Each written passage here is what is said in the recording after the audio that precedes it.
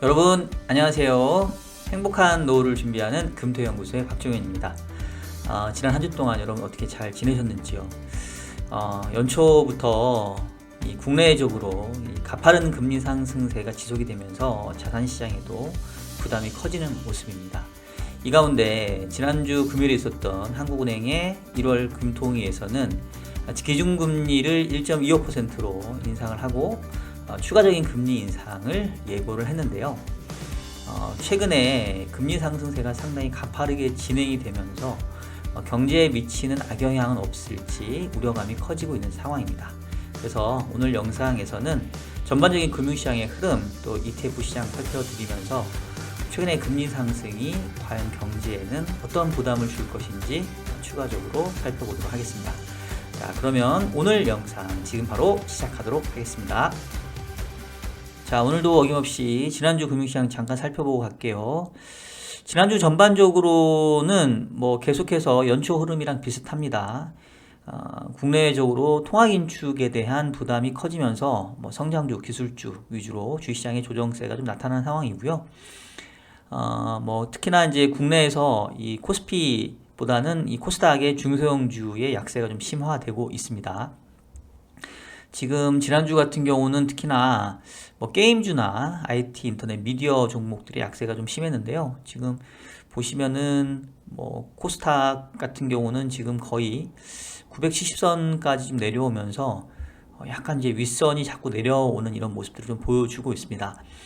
반면에 이제 다우라던가 나스닥 같은 경우는 이제 하락세가 좀 심하긴 하지만 상대적으로 봤었을 때는 국내 시장보다는 조금은 견조한 모습이고요. 지난주 조금 눈에 띄었던 게 항생지수. 지금 항생지수가 지난주만 주간으로 3.79%가 올랐는데 지난해 연간으로 그 홍콩 증시가 거의 한 15% 정도 하락한 걸로 알고 있는데요. 최근 상황들을 보게 되면은 이제 미리 빠져서인지 미국 증시, 국내 증시 상당히 부진할 때 최근에 오히려 홍콩 지수는 저점에서 조금 빠르게 반등하는 이런 모습들을 좀 보여주고 있는 상황입니다. 자, 어쨌든 간에 전체적인 주식시장의 흐름은 연초 이후에 지금 계속 좋지는 않은 상황이고요. 가장 큰 이유는 결국 그 긴축에서 찾아야 될 텐데 지난주에 이 파월 의장 그리고 이 브레이너드 부의장의 인사청문회를 거치면서 지금 연준의 통화 긴축의 스케줄이 지금 컨센서스가 어떻게 형성되고 있냐면 3월 중순까지 테이퍼링이 끝나고 그 다음에 이제 3월 중순에 FOMC에서 첫 번째 금리 인상을 하고 그리고 이제 3월, 6월, 9월 세 번 정도 인상을 한 다음에 아마도 한 4, 4분기 이 정도 꽤 해서 통화 정책의 가장 지금 이제 끝 순서라고 할 수 있는 양적 긴축, 대차대표 축소가 지금 시작되지 않을까 이제 이런 우려들이 지금 생기고 있는 상황이고요. 일각에서는 올해 금리 인상을 연준이 4번 이상도 할 수 있을 것이다 라는 얘기들이 나오고 있습니다. 지난주에 발표된 미국의 12월 CPI가 이제 7%까지 나타났기 때문에 숫자가 떨어진다 하더라도 이게 쉽게 낮아지긴 좀 어렵다. 연준의 현재로서는 기축 말고는 답이 없다. 이제 지금 이런 얘기가 나오고 있는 상황입니다. 그러면서 지금 미국채 10년 금리가 한때 1.8대를 좀 찍고 지금 1.79 정도 수준인데요.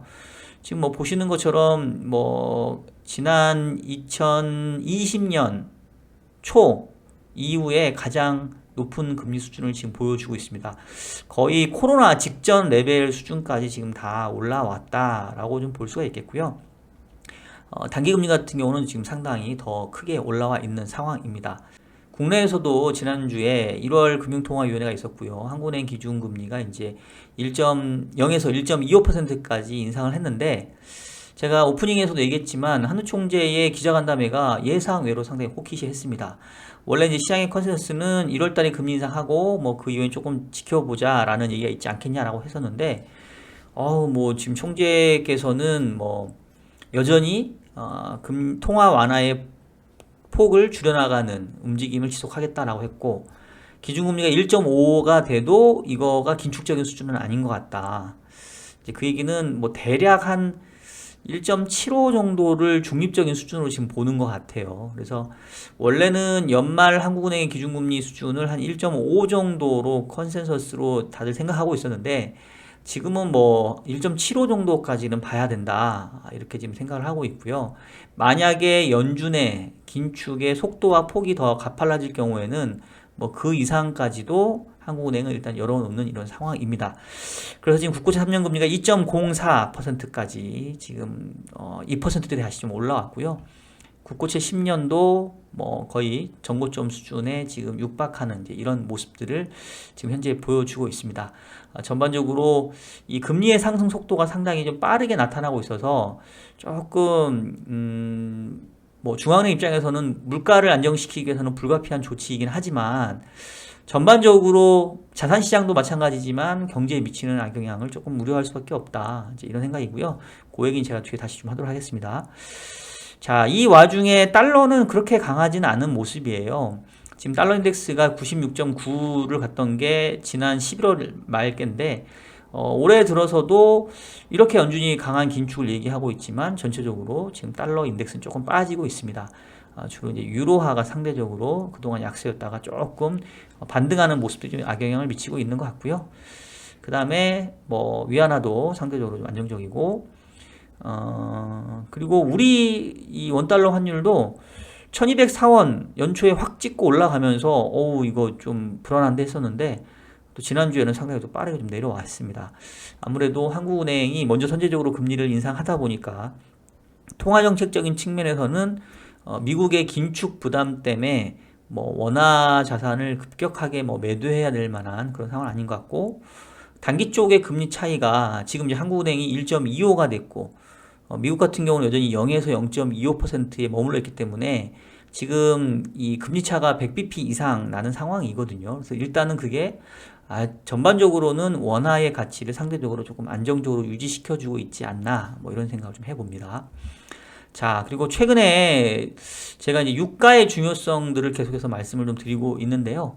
국제유가가 지금 작년 12월에 오미크론 바이러스가 뭐 확산될 수 있다 이러면서 뭐 급락하면서 한때 60불 초반까지 떨어졌는데 지난주 후반에 다시 83불까지 올라와서 전고점 수준에 거의 육박을 했습니다. 전반적으로 오미크론에도 불구하고 이 경제활동에는 큰 문제가 없을 거다라는 얘기들이 좀 있고요. 그리고 지금 러시아가 우크라이나를 뭐 침공을 한 해 만에 이루고 있어요. 현재 우크라이나 접경 지역에 러시아의 군사 자산이라고 해야 되나요? 이런 것들이 지금 이렇게 집결하고 있다라는 소식이 나오고 있고 지난주에 미국과 러시아 간의 어떤 뭐랄까요 논의도 그렇게 썩히 성과를 내지는 못한 것 같습니다. 지금 러시아 같은 경우는 뭐 우크라이나를 그 지리적으로 봤었을 때 놓칠 수 없는 포기할 수 없는 지역이기 때문에 이제 그런 우려들이 커지고 있고요. 그에 따라서 원유 생산에도 좀 차질을 빚지 않겠냐 뭐 이런 우려들이 최근에 좀 유가의 상승을 더 자극하고 있는 것 같습니다. 그리고 뭐 지난주에 전체적으로 뭐 가상화폐 가격은 그동안의 하락세를 조금 이렇게 진정되는 이런 모습들을 좀 보였습니다. 자, 이 정도로 해서 간단하게 시장 지난주 흐름 좀 살펴드렸고요. 이어서 이 ETF 시장에서 베스트 종목들과 워스트 종목들 살펴보도록 하겠습니다. 일단은 지난주에 이제 좋았던 종목들은 아무래도 가파른 금리 상승에 가장 큰 수혜를 본다고 할 수 있는 은행, 금융 섹터, 보험 섹터의 상승세가 그래도 좀 눈에 띄었었고요. 거의 4% 이상대의 상승을 보였습니다. 그리고 앞서서 잠깐 얘기했던 차이나 특히 홍콩 증시의 반등으로 인해서 차이나 항생테크가 제가 봤었을 때는 되게 오랜만에 이 베스트 종목들의 리스트를 보인 것 같아요. 지금 타이거 차이나 항생테크가 3.2, 코덱스 차이나 항생테크도 한 3%대, 뭐 KB스타, 뭐 대부분 차이나가 붙어 있는 것들이 그동안 상당히 부진했다가 지난주 한 주만 놓고 보게 되면은 한 3-4% 정도의 반등을 좀 보였다라고 볼 수 있겠고요. 제가 이제 1월 ETF 포트폴리오도 얘기하면서 그때 차이나 항생테크의 편입 시점을 좀 고민해 보겠다.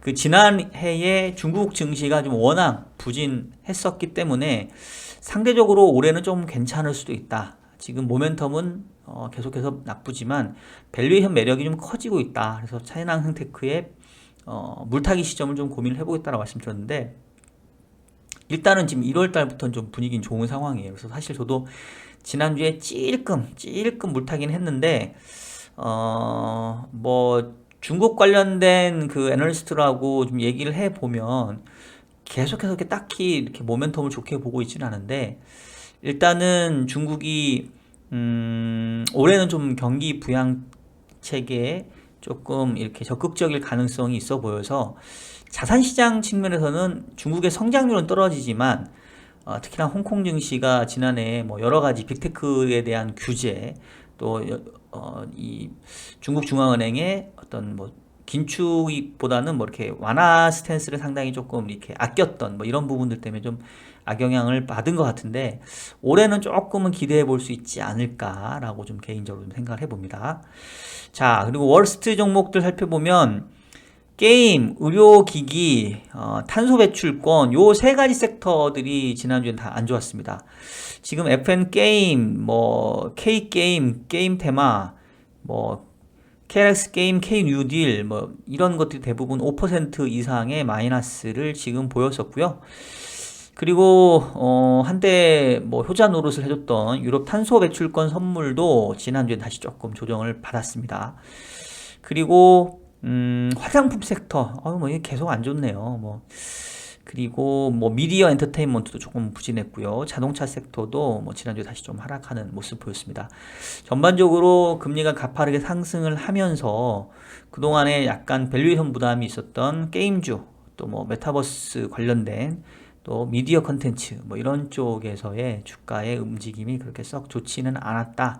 이렇게 볼 수가 있을 것 같고요. 뭐 약간 이제 공식처럼 금리가 크게 올라오면 뭐 기술주나 성장주 조금 조정받고 조금 금리가 안정되면 다시 반등하는 이제 모습들인데 이런 상황들이 좀 지속이 될지 아니면 조금 이제 둔감해질지 요거는 좀 지켜봐야 될 것 같은데 일단 이제 느낌적인 느낌은 조금 이제 뭐 금리 상승가 물론 가파르긴 했지만 이전에 비하면은 약간 조금 이러한 이 고밸류에이션에 대한 부담이 있는 종목들의 상대적인 약세가 조금은 둔감해지지 않나. 그러니까 둔감보다는 조금 이전보다는 민감도가 좀 약해지고 있다라는 게 저는 조금 느껴지는 부분입니다. 근데 뭐 그렇다고 해서 지금 이들 종목에서 뭔가 긍정적인 모멘텀을 발휘할 상황은 아닌 것 같고요. 자, 그리고 마지막으로 다음 주 이벤트 일정까지 살펴드리고 이제 이 이슈로 넘어가면 일단은 다음 주는 월요일 날이 마틴 루터킹 공휴일입니다. 그래서 미국장이 없어요. 그리고 이제 중국이 12월 산업생산 소매 판매 고정자산 투자 데이터를 발표를 하고요. 화요일 날 일본의 BOJ 회의가 있습니다. 목요일 날 ECB 의사록이 있고 한국이 12월 PPI를 발표를 하는데 지금 지난주 금통위 통해서 이 한국은행의 포커스가 이제 경기보다는 물가다라고 천명을 한 상황이기 때문에 옛날에는 생산자 물가 잘 안 봤거든요. 근데 지금은 좀 생산자 물가도 좀 같이 봐줘야 될 것 같아요. 그리고 금요일 날은 20일까지 수출이 나오는데 일단 뭐 스타트는 10일까지는 좋았는데 계속 이어질지 살펴야 되겠고 전체적으로 봤을 때는 12월 수출 증가율이 18%인가로 좀 20% 이하로 좀 떨어졌습니다. 그래서 지금 1월 달도 낮아질 거냐 아니면 다시 반등할 거냐가 좀 중요해 보이는데 왜냐면 사실 2월 달 수출도 12월보다 좀 낮게 나오면 전반적으로 수출 증가율은 이제 상당히 좀 가파르게 떨어질 수 있거든요. 특히나 지난해에 4, 5, 6이 수출 증가율이 거의 3, 40%대였기 때문에 역기저 효과를 타게 되면은 올해 2, 4분기 수출 증가율이 상당히 크게 하락을 할 수가 있습니다. 그래서 이게 이제 경기 쪽에도 좀 부담이 될 수 있기 때문에 뭐 그 부분 한번 좀 봐야 될 것 같고요. 그다음에 이제 금요일날 14조 원의 추경에 대한 의결을 하게 되는데 일단은 정부가 설 연휴 이전에 14조 원 규모의 추경을 하기로 했는데 지금 뭐 정치권에서는 그 규모가 너무 적다. 좀 더 늘려야 되는 거 아니냐라는 얘기들을 하고 있습니다. 일단은 그 홍남기 경기부총리와 기재부의 입장은 지난해에 세수가 더 거친 정도 수준에서 좀 하고 싶다. 였는데 이게 더 늘어난다고 하면은 사실은 부담은 더 커질 거예요. 국채 시장에.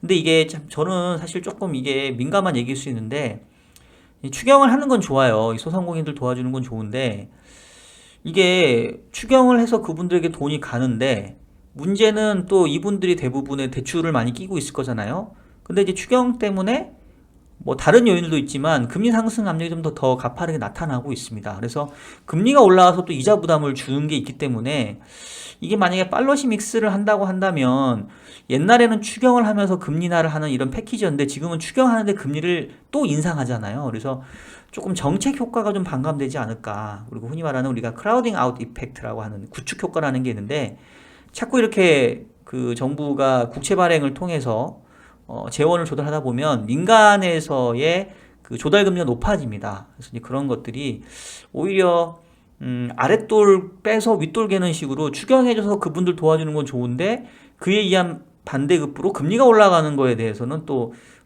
그 영향이 반감될 수밖에 없는 이제 그런 어떤 조금 이렇게 효과가 되기는 조금 어려운 현재의 상황이 있다. 뭐 이렇게 좀 말씀드릴 수 있겠습니다. 그래서 자연스럽게 이 금리에 대한 얘기들을 좀 더 이어서 해보도록 하겠습니다. 자, 일단은 지금 기준금리 수준을 보면은 지난해 8월, 11월, 올해 1월까지 특히나 지난해 11월과 1월은 연속적인 금리 인상을 하면서 현재 기준금리가 1.25까지 왔고요. 이게 아마 코로나 직전일 거예요. 지난 코로나 때문에 2020년 3월에 금리 50bp 빵 떨어뜨린 적이 있었는데 지금 이제 코로나 직전 금리 수준까지 왔고요. 그 이전 사이클에서의 고점은 지금 1.75 정도인데 앞서 얘기했던 것처럼 올 연말에 한 요 정도 수준까지는 좀 갖다 놓으려고 하는 것 같다. 이렇게 좀 말씀드릴 수 있겠습니다. 자, 그런데 기준금리가 이제 저점 대비로는 25, 25, 25, 75bp가 인상이 됐는데 사실은 시장금리, 뭐 실세금리라고도 하고요. 또 직접적으로는 민간 부분에 있어서는 이제 대출금리는 그보다 좀 더 많이 오른 것 같거든요. 자, 그래서 최근에 대출금리가 어느 정도 수준인가 한번 제가 조회를 해봤는데 여러분들이 은행연합회 가시면 대출금리 그 은행별로 좀 비교할 수가 있거든요. 그래서 지금 2021년 12월 기준, 작년 말 기준인데 이것보단 지금 또 더 올라가겠죠. 기준금리 인상됐으니까. 그래서 대출 종류는 분할 상환 방식의 주택담보대출, 대부분 주택담보대출 분할 상환, 요즘에 원리금 균등 분할 상환 뭐 이렇게 나오니까 그 다음에 대출금리가 얼마인지 한번 조회를 해보면 지금 보시면은 뭐 등급별로 1, 2등급, 3, 4등급, 5, 6등급 있는데 1, 2등급은 매우 우량한 등급인데 사실은 저도 뭐 1, 2등급 안 되거든요. 한 3, 4 내지는 5, 6 요 사이에 있는 것 같은데 그래서 이 평균금리 수준으로 보게 되면은 지금 현재 주택담보대출 만기 10년 이상도 보면은 2.9, 3.95, 4.68 대략 3에서 한 4% 정도 그러면 한 3%한 중반 정도가 평균? 그보다 좀 높긴 한 3% 후반 정도가 지금 평균적인 주택담보대출 금리인 것 같아요. 자, 그런데 요거는 그래도 조금 부담이 덜한데 일반 신용대출 금리 한번 보도록 하겠습니다. 자, 일반 신용대출 금리는 평균 4.9, 4.89, 또 6.0, 5.09, 7.6, 9.7, 5.71 그러니까 대충 신용대출 금리는 지금 5%한 중반 정도 수준까지 지금 올라온 것 같아요. 물론 이제 뭐 변동금리를 쓰냐 고정금리를 쓰냐 좀 다를 수 있겠는데 제가 알기로는 주택담보대출은 고정이냐 변동이냐를 선택할 수 있는데 일반 신용대출은 제가 저는 이제 SCJ은행 거래하는데 거기는 신용대출은 고정금리가 따로 없더라고요. 그냥 바로 변동금리에 연동이 되는데 지금 거의 5%대 중반이에요. 그러니까 기준금리 오른 거에 비하면 상당히 많이 좀 올라와 있다라고 볼 수 있겠고 그럼 이제 왜 이렇게 많이 올랐냐 이 대출금리를 상세보기 브레이크다운해서 봐보면 보시면은 전체적으로 예를 들면 지금 어디를 기준으로 볼까요? SC로 볼까요? 제가 있는 걸로 지금 전체적으로 SC가 대출금리 평균이 5.09인데 기준금리 1.13밖에 안 돼요. 낮죠? 근데 뭐예요? 보면 가산금리가 4.33입니다. 그러니까 사실은 지금 은행들이 많이 이 대출자에게 그 가산금리를 많이 붙이고 있는 거는 사실인 것 같아요. 왜냐면 지금 뭐 그 좀 대출을 총량 규제식으로 그 창구 지도를 하고 있잖아요. 그리고 전체적으로 봤었을 때는 은행도 대출할 수 있는 재원이 나눠져 그 제한이 돼 있기 때문에 뭐 사실은 그렇다고 해서 총량을 제한할 수는 없으니 실질적으로 대출을 그 줄일 수 있는 방법은 그냥 대출금리 올리는 것밖에 없습니다.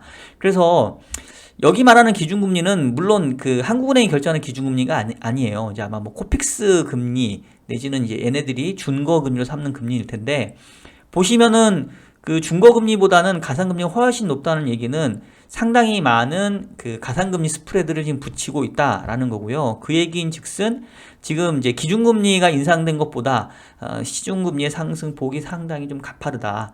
앞서 보여준 것처럼 지금 주택담보대출금리는 거의 3% 중반 정도 올라왔고, 신용금리는 5%대 중반, 뭐 때에 따라서 등급에 따라서는 6%대까지 지금 나오고 있는 상황입니다.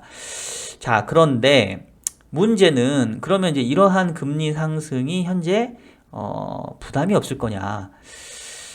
최근에 이 가계대출 규모가 계속 늘어난 거는 여러분 알고 계시죠? 자, 가계대출이 얼마나 늘었을까요? 지금 차트를 보시면 현재 은행권의 가계대출만 지금 1060조 원 정도인데, 요거는 이제 은행권만의 이고요. 비금융권까지 다 합치면 이게 어느 정도 수준이냐면, 지금 이게 가계대출하고 판매신용, 그러니까 여러분 그 신용카드 긁은 것까지 감안해 보면 가계대출이 1700조고 판매신용이 또 한 10조 되니까 1800조 원 정도 되는 거네. 전반적으로 가계대출만. 예. 근데 보시는 것처럼 그 최근에 증가율이 상당히 가팔랐다는 거죠. 그 2021년 3분기, 지난해 3분기 기준으로 대출 증가율이 10%예요. 그러니까 지금 보시는 것처럼 이렇게 오르락내리락 하는 걸 봤었을 때, 그 지난 2019년부터 지난해까지 상당히 가계대출의 증가세가 가파르게 진행이 됐다라고 볼 수가 있겠고, 근데 그 와중에 지금 금리가 이렇게 많이 올라왔다. 그럼 이게 과연 지금 부담이 안 될까? 이제 이런 생각이 들고요. 자, 그러면 왜 이렇게 가계대출이 늘었을까요? 뭐 여러 가지 이유가 있죠. 가장 직접적인 거는 주택담보대출. 뭐 그동안 최근에는 지금 부동산 시장이 조금 주춤한 것 같긴 한데, 작년, 뭐 재작년, 특히 코로나 위기 이후에 주택가격 상승세가 상당히 가팔랐고, 포모라고 하죠.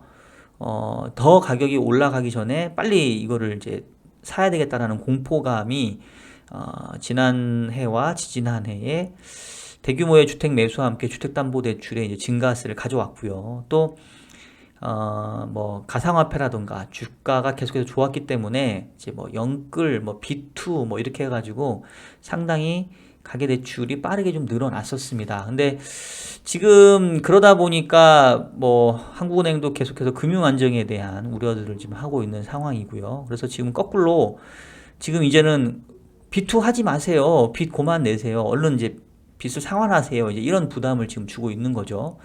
근데 이제 문제는 뭐 빚이라고 하는 게 내는 거는 내가 의지로 할 수 있는데, 이거 갚는 거를 내가 이렇게 빨리 갚을 수가 없잖아요. 예를 들면 주택담보대출 내가 지금 받았는데 그거 내가 갑자기 집을 다시 팔 것도 아니고 연끌하고 뭐 이것저것 해서 끌어왔는데 갚아야죠.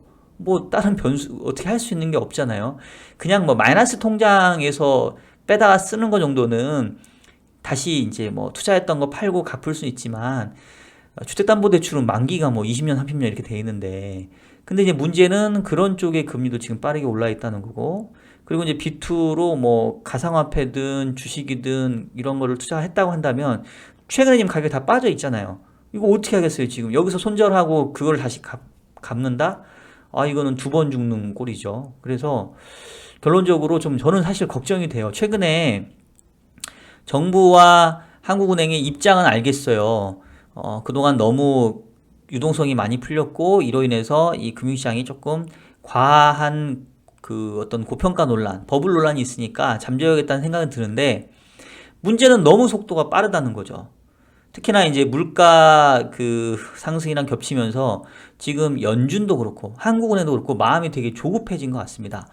그러니까 이제 계속 우려했던 게, 미리미리 금리를 올렸으면 천천히 올려도 되는데 내내 가만히 있다가 지금 갑자기 물가 때문에 올리려고 하니까 지금 속도가 빠른 거예요. 지금 금리 인상도 한국은행도 지난해 12월 하고 1월 또 했잖아요. 지금 안 쉬고 연속적인 금리 인상을 해버렸잖아요. 그리고 앞으로 더 한다고 하고, 현재로서는 50bp 정도 더 추가를 한다고 하는데, 50bp 기준금리를 올리면 물론 시장금리, 실세금리가 50bp 다 오르진 않을 거예요. 특히나 뭐 국고채 금리나 뭐 이런 그 시장 채권금리는 안 오를 건데, 문제는 은행 대출금리는 가산금리를 올려버리잖아요, 지금. 더 오를 수 있다는 거죠. 그러면 정말로 주택담보대출도 이제 4%대, 신용대출금리는 이제 6%대까지 갈 수 있는데, 그럼 과연 최근에 경제 상황 또 이 자산시장 상황에서 과연 이게 별로 악영향이 없을까, 무난하게 넘어갈 수 있을까, 저는 조금 지난주부터 좀 걱정이 되기 시작을 했고요.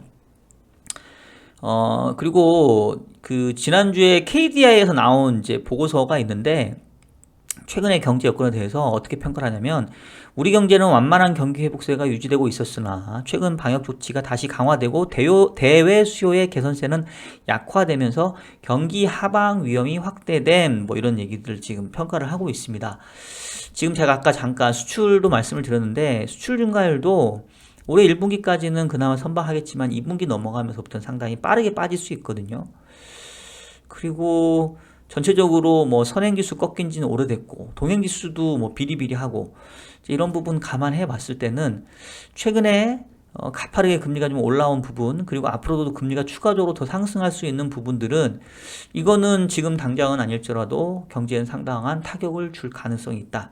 자산시장도 그렇고 부동산 시장에도 상당한 부담을 미칠 수 있기 때문에, 올해는 뭐 돈을 벌고 자시고의 문제가 아니라 정말 다시 서바이브 해야 되는 그런 모드로 지금 가야 되지 않을까 싶습니다. 그래서 저도 전체적인 뭐 투자 계속 하지만, 올해 뭐 돈 벌어야겠다는 생각은 저는 조금 이게 이제 돈을 벌어야 될 때가 아니라, 이거 어떻게 하면은 잘 지키고 살아남고 디레버리징 해서 다음 기회를 노려야 되겠다, 뭐 이런 생각들이 저는 조금, 특히 지난주에 한국은행의 인식을 보면서 좀 그걸 느꼈습니다.